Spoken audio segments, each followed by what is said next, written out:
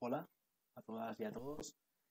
Primeramente agradecer al departamento, ¿no?, la organización de este congreso, en especial a Juan Jesús Bravo y a Mercedes Fernández Paradas. Creo que en estos tiempos de incertidumbre provocada por la pandemia es más necesario aún que no se interrumpan las actividades de difusión académica y científica.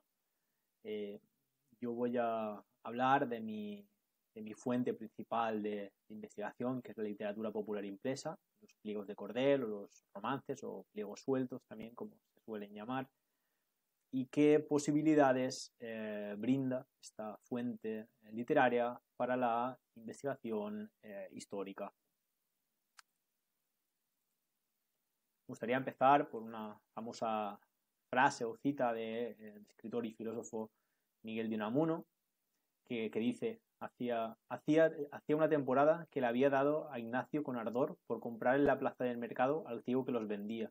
Aquellos pliegos de lectura, que sujetos con una cañita a una cuerda, se ofrecían al curioso, pliegos sueltos de cordel. Era la afición de moda entre los chicos, que los compraban y se los trocaban. Aquellos pliegos encerraban la flor de la fantasía y de la historia. Los habían de historia sagrada, de cuentos orientales, de epopeyas medievales de ciclo carolingio, de libros de caballerías, de las más celebradas ficciones de la literatura europea, de la crema de la leyenda patria y de hazañas de bandidos. Miguel de Unamuno, en esta frase, nos dice diferentes cosas, ¿no?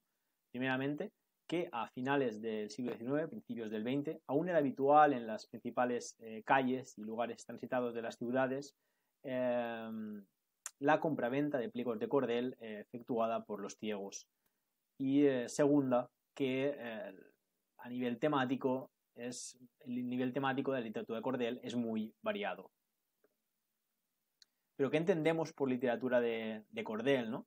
La literatura de cordel es como un cajón desastre, ¿no?, que engloba diferentes géneros y temas que tienen en común que están impresos en hojas de bajo precio, sin encuadernar, que permitían su lectura rápida y su destrucción, parecidos a los periódicos actuales, que eran fácilmente transportables y podían adquirirse en ciudades y en pueblos pequeños, gracias a los buhoneros que, junto a la diversidad de materiales que vendían, también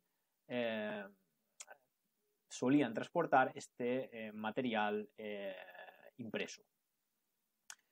Haciendo primeramente una aproximación metodológica, podemos establecer en 4 ítems o puntos las diferentes formas de abordar o de trabajar la literatura popular impresa. Primeramente, tenemos el estudio, la búsqueda y la catalogación de los impresos. Es un material que está muy disperso geográficamente, ¿no? Podemos hablar que la literatura popular impresa en las principales bibliotecas ya no de Europa, sino del mundo, ¿no? Y por eso muchos investigadores como Francisco Aguilar, Maricruz García Enterría, Antonio Rodríguez Moniño, se dedicaron a hacer catálogos en la década de los 50 y 60 del siglo XX, ¿no? También actualmente se está llevando a cabo un proceso de digitalización de este material. Podríamos destacar, entre otros, la Biblioteca Digital Siglo de Oro de la Universidad de A Coruña, la Cambridge Digital Library, entre otros, dirigida por Alison Sinclair, y Mapping Pliego, en proceso aún, coordinada por Juan Gómez o Pura Fernández, entre otros investigadores. A pesar de eso, se tiene que tener claro que el panorama editorial nunca será restaurado por completo, ¿no? Este material era un material muy frágil y pensado para una lectura rápida, como he dicho anteriormente.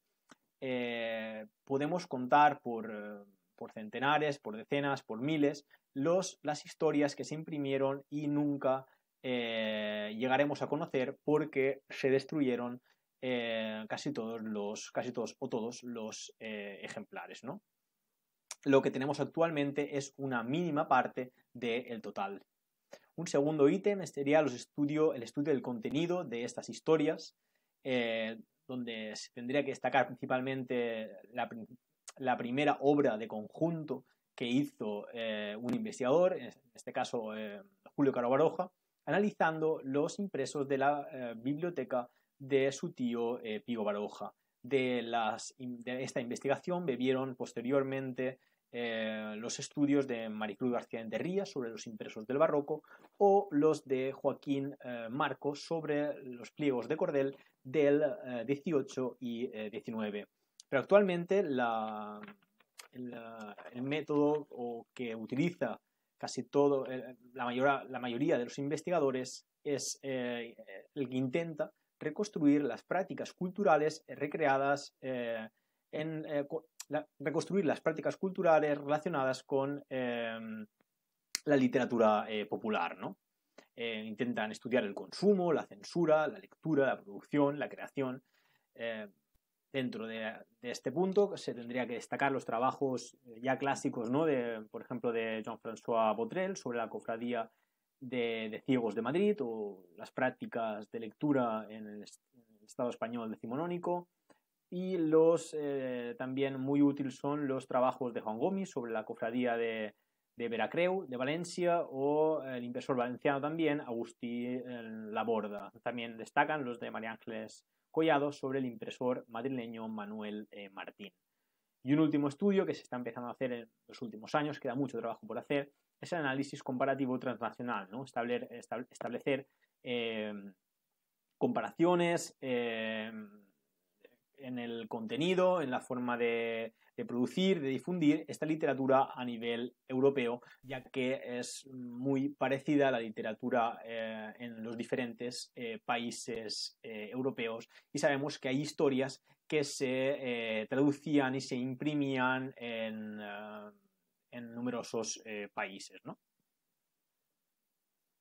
Pero a pesar de los avances historiográficos y metodológicos establecidos en los últimos años, podemos apuntar que aún existe un desinterés por los historiadores y historiadoras en relación a esta fuente, ya que la mayoría, no todos, a pesar de que Juan Gomis y Abel Iglesias, etcétera, son historiadores y se han dedicado y han hecho importantes avances en este estudio, muchos historiadores culturales o socioculturales desconfían de esta fuente al considerarla una curiosidad o anécdota, simplemente a reseñar en una nota a pie de página o unos simples apuntes, y son muchos los estudios sobre historia cultural o sociocultural que no contemplan esta fuente, y que para mí es más que necesaria, ¿no? Está en una frase de un hispanista, ¿no? que reflexiona de esta manera sobre la decisión de no contemplar la literatura popular impresa. Como dice, en el curso de esta progresión no hemos hablado de literatura popular. Efectivamente, no merece esta denominación los folletos de guerra de la independencia ni los del trienio constitucional. Su descuidada elaboración no es un indicio de popularidad. Son escritos polémicos sobre política, religión, Estado, nobleza, ateísmo, filosofismo, etc. Tampoco es popular la infraliteratura de los acontecimientos importantes o ínfimos, canciones patrióticas, décimas. Su relativamente escasa cantidad no puede provocar una popularidad, aparte de que hay falacias en esta frase como escasa cantidad, sabemos que hay mucha cantidad, pero esta persona no lo consideraba necesario para el estudio. Entonces la pregunta es ¿qué posibilidades de investigación nos brinda esta fuente literaria a los y las historiadoras? Primeramente, la literatura popular es apropiada a nivel cultural para el estudio de la cultura popular. Este punto daría prácticamente para toda la conferencia en el debate de qué es o no cultura popular. Es adecuado utilizar el término popular en este tipo de literatura, pero bueno, vamos a apuntar vamos a esbozar, ¿no?, lo que podría ser un debate muy interesante.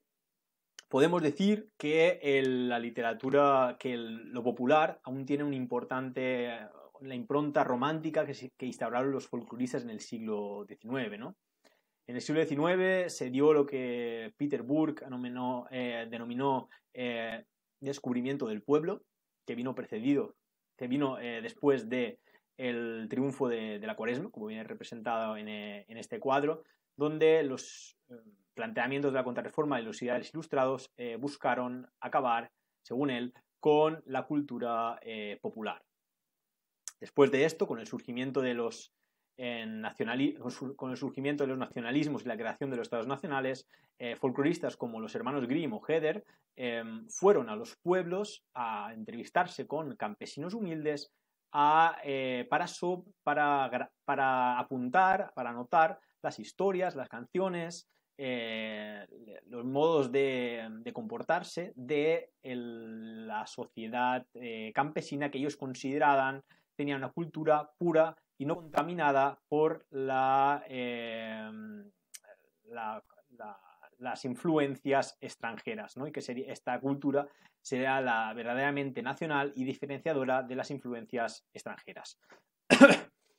Estos hicieron los romanceros, la recompilación de canciones, etcétera, etcétera, y se tendría que diferenciar entre romancero popular, que serían estas canciones anónimas, producidas por arte de la espontaneidad, según ellos, al romancero vulgar, donde entraría la literatura de cordel.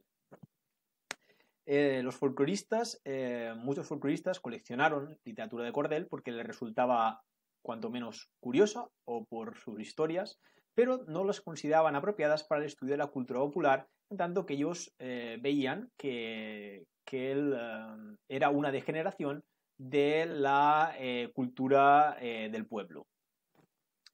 También las obras que intentaron romper con los planteamientos de los folcloristas, como autores de renombre como Peter Burke, Muchamblet, Mandrou, cayeron en la bifurcación, ¿no? en el planteamiento dualista de cultura popular, cultura de élite, y muchos llegaron a decir que la literatura de cordel realmente tenía falsa apariencia de popular, pero detrás había una clara misión propagandística de las élites. Básicamente lo que podemos decir es que es cierto que que el estrato social de una persona determina la cultura, pero también las culturas se contaminan entre ellas o se influencian entre ellas y traspasan fronteras geográficas, políticas o sociales. Por eso, el historiador o el antropólogo o el sociólogo que busque estudiar la cultura verdaderamente popular sin contaminaciones caerá en la desesperación y más absoluta, ¿no? Creo que es mucho más producente y al final rentable para la investigación interpretar la cultura popular como aquello accesible o que hace una mayoría, ¿no? Y ahí entra perfectamente la cultura popular, la literatura popular y el trabajo que debe hacer después el historiador o el investigador en cuestión es interpretar los usos culturales de esa lectura o ese hecho, ¿no? Por tanto, vemos muy indicado a los investigadores interesados en la cultura popular el análisis y de esta fuente literaria, ¿no? Porque fue una lectura muy consumida por las diferentes clases sociales, porque está a medio camino entre la oralidad y la escritura, y también por sus grabados podían acceder también los iletrados que identificaban el contenido por la recitación del ciego, del buhonero y por el grabado que estoy diciendo. Una fuente, una manera también de abordar el estudio de la literatura popular, ¿no? Que es muy indicado para los historiadores, es estudiar la producción, la distribución y la recepción, especialmente centrada en los ciegos e impresores, ¿no? Hubieron ciegos compositores como Cristóbal Bravo de Córdoba, Gaspar de Cintera, afincado en Granada, y sobre todo Mateo Brizuela, que fue estudiada por Pedro María Cátedra en sus famosos estudios sobre la difusión y la creación de la literatura popular, y estudió por medio de un pleito que analizó, que está en el archivo, que utilizaba el método memorialístico para escribir sus poemas y después mandarlos a imprimir. También fueron muy importantes las cofradías de ciegos que se dieron en la mayoría de ciudades, en Valencia, Madrid, Sevilla, Córdoba, en Málaga también hubo una importante cofradía que se dedicó a la recitación y venta de impresos de cordel. En Barcelona también, que se dedicó solo a la recitación de oraciones, no de venta, por la importancia del gremio librero en esta ciudad. Y en el siglo XVIII se le concedió a muchas de ellas el privilegio de venta de literatura popular impresa, ¿no? Esto le llevó a François Botrel a hablar de que estas eran colaboradoras objetivas del poder, en tanto que accedían a tener el privilegio y el poder controlaba a las personas que difundían este material, ¿no? Esto puede ser cierto, pero habría que contemplar otras variantes, ¿no? Como la política contra los vagabundos y vagos, que se instauró fuertemente en el siglo XVIII, o la ambivalencia que utilizó el poder en los ciegos. Por un lado, le concedía el monopolio, pero por otro, también no cesaron en su empeño de represaliarlos, ¿no?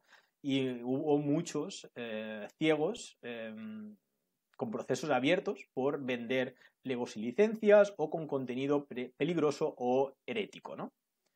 También importante es el estudio de los impresores, ¿no? Supuso para los impresores un negocio altamente lucrativo, ¿no? Los estudios de María Ángeles Collado y sobre todo el de Juan Gómez sobre Agustín Laborda demuestran que al final de sus días los impresores dedicados a la literatura popular impresa